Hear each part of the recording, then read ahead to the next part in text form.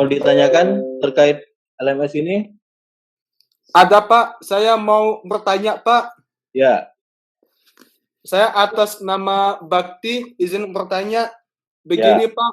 Untuk LMS itu apakah ketahuannya sama seperti Google Classroom atau sebaliknya apakah Google Classroom juga yang kita masuki untuk mengumpulkan tugas juga ketahuan di LSM? Sekian Pak. Ya. Ini dua sistem yang berbeda ya.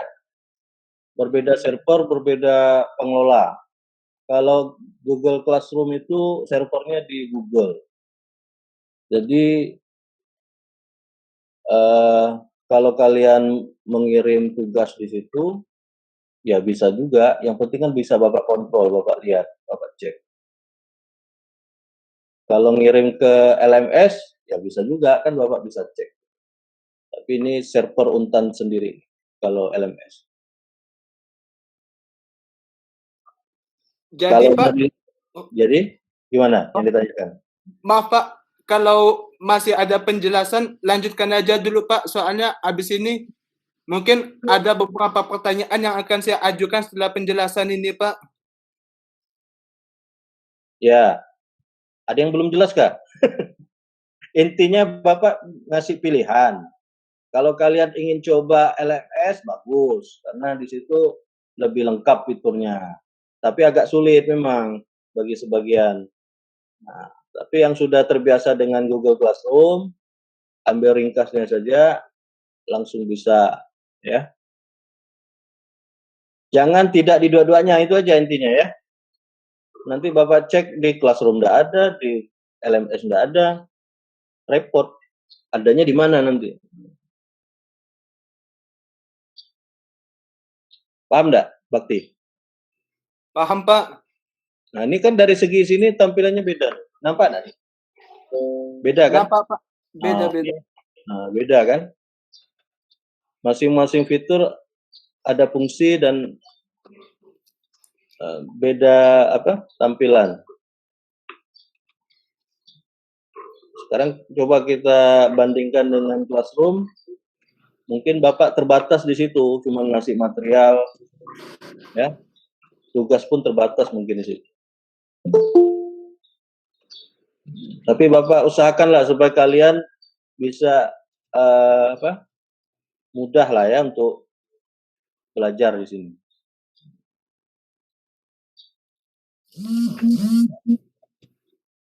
Contoh sekarang di posisi yang ini ada kontrak kuliah, ada tugas, ada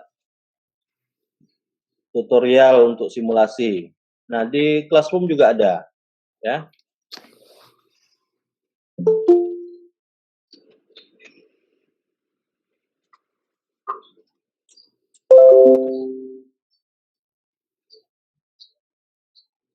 Maaf Pak, Ya. mau bertanya lagi Pak, boleh Pak? Boleh, boleh. Bisa tolong jelaskan ulang nggak Pak tentang tutorial menggunakan LSM ini Pak? Ya, bentar ya. Ya Pak. Ini Bapak kasih cara gampangnya, kalian nanti ke YouTube ya. Nampak enggak nih sekarang? Nampak Pak, nampak.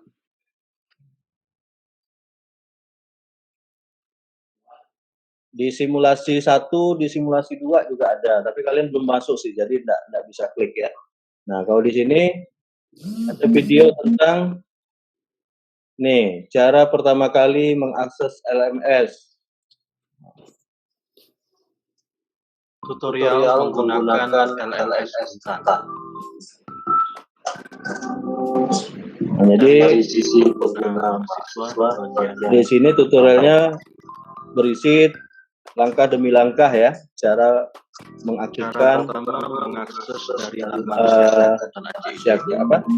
LMS masing-masing. Langkah ini Anda harus melogin menggunakan pada bisa dari Syakat juga, bisa dari luar ini ya. langkah keempat. Nah, ini diaktifkan tombolnya, tombol mata kuliahnya. supaya langsung bisa terdata ya, Anda aktif di dalam cara mengklik tombol menuju ke gimana Bakti? Nanti bisa ditengok sendiri lah ya. Ya Pak, nanti saya tengok sendiri lagi di video yang Bapak kasih Pak. Ya, bagus. Biar enggak makan paket kuota kalian. Bapak ini sebentar aja nih, ya. Supaya kalian bisa lebih fokus pada materi. Bapak boleh nanya beberapa pertanyaan lagi Pak. Ya, silakan. Ini Pak, kalau untuk literatur sendiri, bagusnya buku karangan siapa dan apa judul bukunya Pak? Untuk literasi mata pengelola arsip elektronik ini. Nah, kita gunakan Bustam ya. Gunakan apa Pak, kata Bapak? Muhammad Bustam, pengelolaan arsip elektronik. Tahun 2014. Nah, kita lebih penekanan ke aplikasinya ya. Penerapan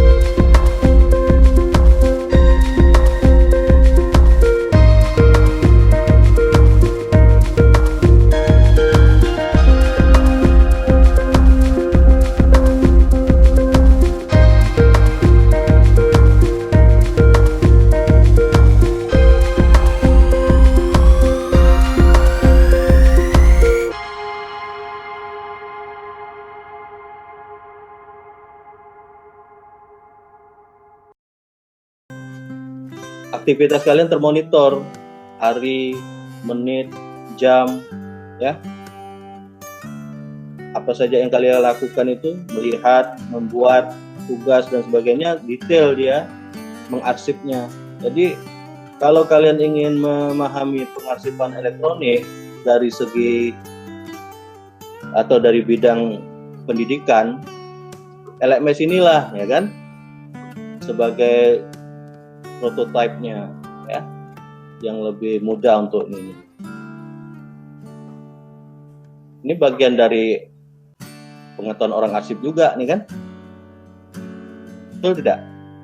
Bukan hanya buku, bukan hanya jurnal, bukan hanya dokumen-dokumen kantor ya, tapi ini juga termasuk.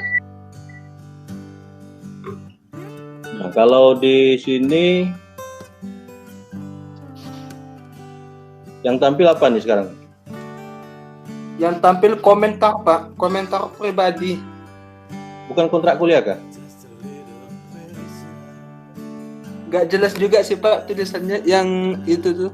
Oh ya, kontrak kuliah, betul. Kontrak kuliah.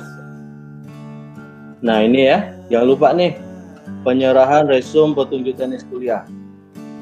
Belum ada yang nyerahkan. Baru ya. Ini ada due date-nya nih, tanggal 18. Kalian perhatikan enggak nih, due date 18 Februari 23 Iya Pak, perhatikan Pak. Iya Pak, perhatikan Pak. Ya Pak, saya perhatikan Pak. Jangan nggak nunggu sampai tanggal 18 ya. Kalau nggak bisa dikerjakan segera. Jadi ada 28 menit durasi video ini, isinya tentang petunjuk tenis perkuliahan yang menjelaskan apa itu LMS ya. Tapi bagaimana menggunakan LMS-nya? Kalian lihat di sini simulasi ini. Ini dua nih. Paham? Paham, Pak. Nah, jadi diharapkan secara cepat atau bertahap 66 anggota kelas ini juga bisa menyentuh LMS Untan. Nah, minggu depan Bapak evaluasi lagi ya, cek siapa yang sudah mencoba masuk. Sepakat nih ya? Iya, Pak. Ya. Pak, loginnya lewat Zakat bisa kan Pak? Nah, bisa. Coba aja. Nanti kalian masuk Syakat, halaman Syakat tuh di modul apa hitam belah kiri itu kan ada GCR, ada e-learning atau Moodle. Nah, Moodle, klik Moodle. Oh, lebih enak pakai e-learning ya Pak, yang kayak Bapak ngajar waktu itu Pak. Siapa yang ngomong nih? Pernah pakai kah? Rizky Setiawan Pak. Oh, udah pernah pakai Rizky ya? Iya Pak, Ya. 2 kali Pak. Nah, Tapi Pak lebih simpel pakai Google Classroom. nah, makanya kan dua hal yang ini tidak usah dipertentangkan. Jadi yang mau pakai GCR karena simpelnya, praktisnya, ringannya mungkin ya. Tapi yang pengen tantangan LMS. Ya. Iya Pak. Jadi, tadi tulisan Bapak ini pakai apa nih? Kalian tahu nggak? Tulisan apa itu, Pak? Maksudnya, Pak? Yang di whiteboard tadi? Yang di whiteboard, Pak. Yang di awal kita tadi. Bentar, Bapak alihkan dulu ya. Ya, Pak. Jadi kita nih kuliah tatap maya, ya, kuliah daring. Berarti peluang untuk menggunakan multi aplikasi sebenarnya harus lebih mudah, ya. Tergantung koneksi masing-masing akhirnya. Kalau koneksinya stabil, kita bisa pindah-pindah aplikasi. Bedanya ya kita tidak bisa praktek bersama. Ya. Kalau kalian bisa menyiapkan 2 perangkat sih mungkin tidak masalah ya. Satu melihat, satu mengikuti kan gitu. Makanya Bapak cenderung kepada pembuatan video-video saja, tutorial, supaya ya kan yang sifatnya praktek itu bisa didampingi lewat video itu ya. Oh, ini kan kalian hanya satu arah nih. Ini prakteknya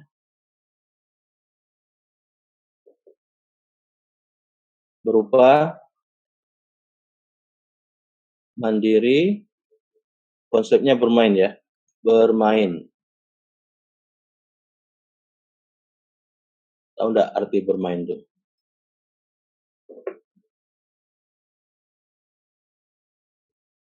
bukan main-main senang-senang ya. Bernya tuh belajar mandiri, intensif. Sudah mandiri dan intensif. Maksudnya apa nih? Belajar mandiri intensif. Kalian bisa ke tutorial atau materi di LMS, di GCR, atau di YouTube Bapak ya. Yang tadi alamannya tuh, Dendar tuh. Iya Pak. Nah, ya, itu channel-channel kita atau lainnya, silakan. Tapi intensif ini yang mungkin durasinya bisa lewat dari 2 jam lebih, ya kan? Tergantung kalian lah seberapa kuat, seberapa tahan, ya. Iya Pak. Ini karena semakin banyak jam latihan Anda ya semakin mahir gitu loh. Jadi kalau Bapak ngasih materi cuman misalnya contoh ya, contoh materinya mengelola arsip elektronik menggunakan Google Drive, atau menggunakan OneDrive dari Microsoft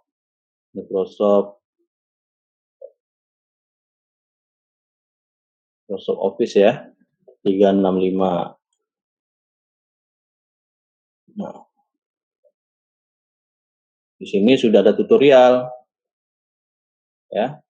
Di sini juga ada assignment, ada tugas.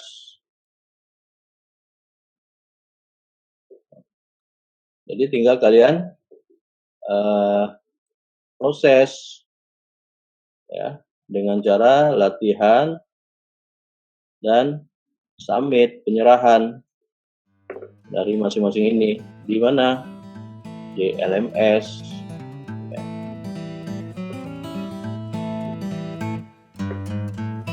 Atau GCR.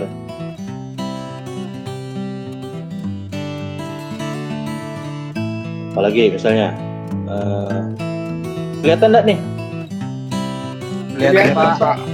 Kelihatan coretan kan? Iya Pak, tulisan Jelas, Pak. rangkai, Pak. Ya. Tulisan rangkai itu. Bisa enggak bacanya? Ada yang bisa Pak, bisa dibaca Pak. Saya. Tapi ada beberapa yang nggak bisa kebaca sih Pak. Kalaupun dibaca, mungkin kadang salah gitu bacanya. Yang di ini mana yang enggak bisa baca nih?